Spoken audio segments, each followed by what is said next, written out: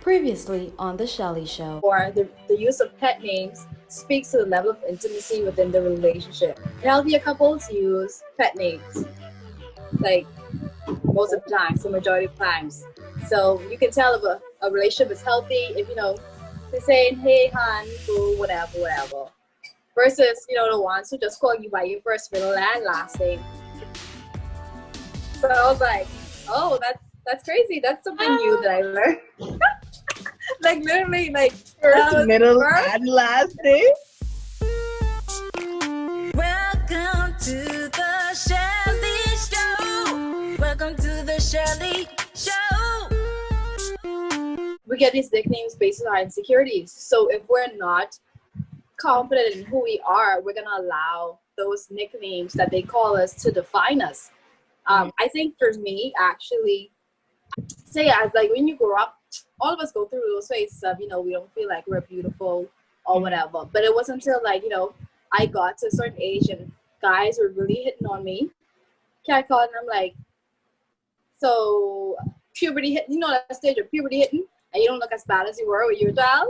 So it's like, it was at that time I realized, I kind of am beautiful, I must be a little pretty because, guys are hitting on you. Mm-hmm. So insecurity, because I was insecure, and it was like all I was saying in my life was that you're ugly and you're not worthy enough, right? So when those guys would call you on the streets and say that you're beautiful, you begin to believe that.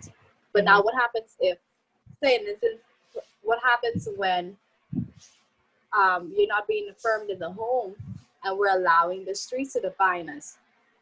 That's where the problem has come. Wow. Like for many people, what do you think happens? Like, no, for real, like for a lot of people, a lot of females, especially if there's no father in the home. So my father died when he was younger, and there was nobody really to tell me that I'm pretty, or So what do you think happens to most females, especially, or even men, like when there's nobody there to affirm them in the home? I mean, I guess you just probably go looking for it elsewhere. Like you say, like this person on the street telling you're pretty. So because, you don't get it from nowhere else, you could just assume that, okay, this is what love looks like, or this is what people do when they're interested in you. They scream at you from across the street and tell you look good. So, and it's like, and then eventually that becomes, and then because you don't hear it often, you start to, crave that, you're like, okay, I feel good when they tell me that. So now you starting to crave it, and it's a whole thing. And then you like, I feel like it's a serious issue. Affirmation isn't a bad thing, because I feel like people just take it like it's a bad thing. Right. We all want to feel, right. We all want people to tell us we're beautiful, we're handsome, I love you and everything like that. But to me, it becomes a problem when you start to need it from other people.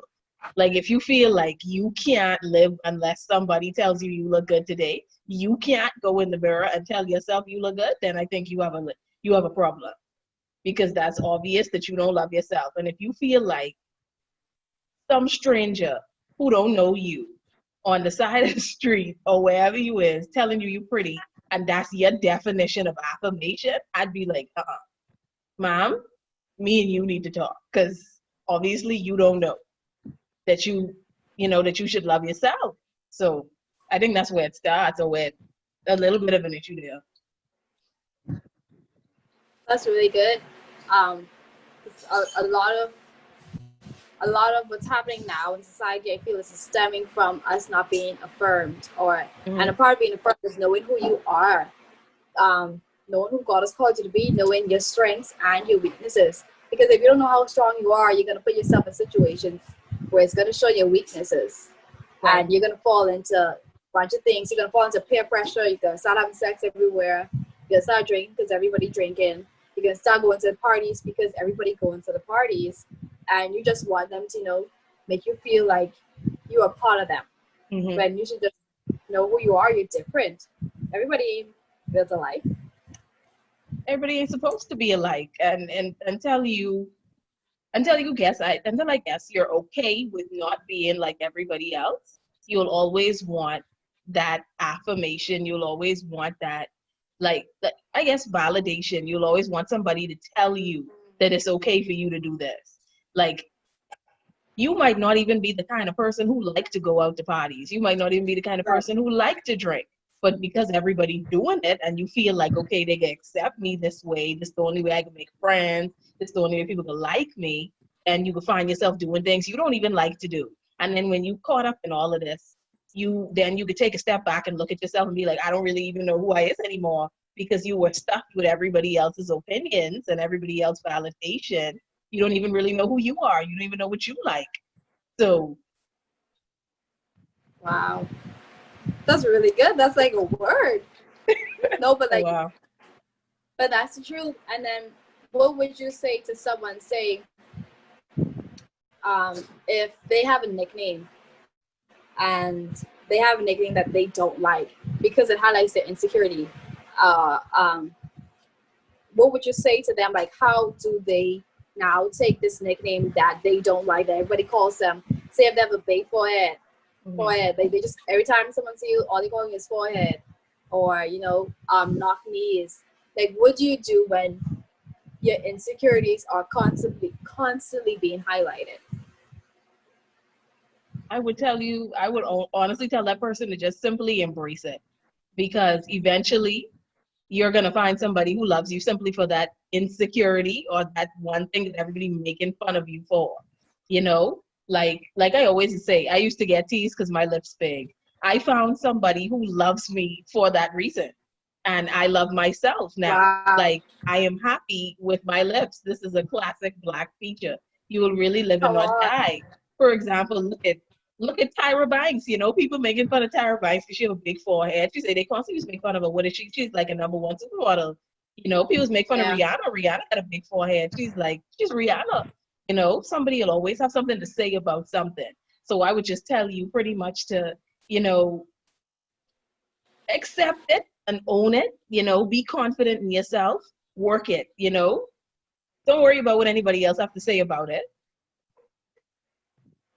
Other than that, people be out there getting plastic surgeries, and some people are dying because they're trying to fit into what society thinks is okay, or to they think that plastic surgery is gonna make them confident or Mm-hmm. make them happier with themselves. So they're gonna try, say for lips, they're gonna try to fix their lips because you keep calling them fake lips. They're gonna try to fix their nose because Mm-hmm. people keep telling them about their walked out nose. So you saying to embrace it is a really good feature. Actually, it's crazy that we're talking about this, because I remember, like, especially with Bahamian society and the whole affirmation talk and everything, it just reminds me of how, bleaching is so prominent in the Bahamas. And it's the same thing with bleaching. You need that affirmation. You need that affirmation from people to tell you once again that you're beautiful, as though your natural skin is not, acceptable, as though your dark skin or your brown skin or whatever color you are is not acceptable. Because I even know lighter skinned females who bleach it. How are you already light skinned and you bleach it? Like, what is wrong with how you naturally look? Like, I figure we must really be brainwashed to feel like we need to take such drastic measures as to harm ourselves through surgery, through bleaching our skin, things like cancer. You could die from surgery, just to feel affirmed by some people. I would even say strangers, because celebrities do these kinds of things, and these people you don't even know that you want to be affirmed by. So it's why do we need to feel like, why do we need affirmation so bad? Why can't you just love you enough for you to be okay with you? So I don't. I think all of it stems from our identity. Like, we don't identify ourselves as beautiful. We don't think that our skin is pretty enough. We don't think our hair is light enough. So we dye our hair different colors. We just want. I think sometimes we just want something that we can't have, because white people want to be dark. Dark people want to be white. So there's whole extreme. Sometimes you don't even want to be in the middle. There's just whole extreme. And I don't know, how do we bring identity to people who don't know their identity? Because it makes me really sad. Like really, really sad when I see good looking dark skinned girls bleaching. Your skin is beautiful. Somebody's gonna love you for you. And I think all of that, all of those bleaching and permanent our hair, all of these things stem from us not knowing our identity. But I think with physical appearance, somebody told me this. Gabby, do you remember when this person said that men are visual creatures, and like men like what they see and women like what they hear? That's why men lie and women wear makeup. So Preaching. it's like maybe low self-esteem, beauty, low self-esteem, affirmation. It looks different for the male. It looks different for the male than it is for the female, because we want to hear, like I said at the beginning, we want to hear that we're beautiful. We want to hear that, I look good today. Mm-hmm. And men just want to see the beauty, and that's probably why girls are bleaching and they're perming their hair, their lashes got to be done, that's nails good. Always got to be on point. Like we have to show up like that. And men have to come with that sweet talk. So if you ain't talking sweet, like we ain't give you that time of day. If we talking sweet, we're not giving you that time of day. Catcalling ain't sweet, guys. In case y'all didn't know, that ain't sweet. We don't like that. No. But I think, I don't know. That's a good question. How does low self-esteem? I think low self-esteem in men manifests when a guy, like if you see a guy who was hit his significant other, I think to some extent that's a little bit of low self-esteem inside that man, because he probably feels like, or even a man who was talked down to his wife, you probably feel like she don't respect you, or so you feel like, I get kind of, it makes sense. I don't know if it lines up.